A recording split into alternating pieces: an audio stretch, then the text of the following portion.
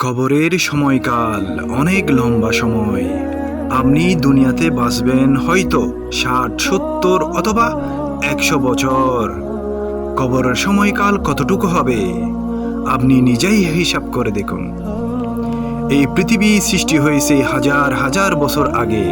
প্রথমে যারা মারা গিয়েছে তাদের সময়কাল কতটুকু, আর পৃথিবী ধ্বংস হবে কখন? কত সময়কাল ধরে আপনি এই কবরের মধ্যেই থাকবেন? এই সময়কাল কি করে কাটবে আপনার? খুবই সহজ। যারা মুমিন অবস্থায় মারা যায় তাদের যখন কিয়ামতের দিন ওঠানো হবে তাদের জন্য সময়টা হবে মাত্র কয়েক মিনিট ঘুমের মতো। আর যারা অবিশ্বাসী তাদের সময়কাল হিসাব করার মতো নয়, কারণ তাদের কবরের আযাব তাদের সময়টাকে দীর্ঘ করে দিবে।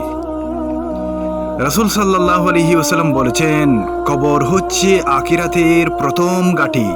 এখানে যদি কেউ রক্ষা পেয়ে যায় তাহলে পরবর্তী সব ঘাঁটি তার জন্য সহজ হয়ে যাবে, আর এখানে কেউ যদি রক্ষা না পায় তাহলে পরবর্তী সব ঘাঁটি তার জন্য খুব কঠিন হবে।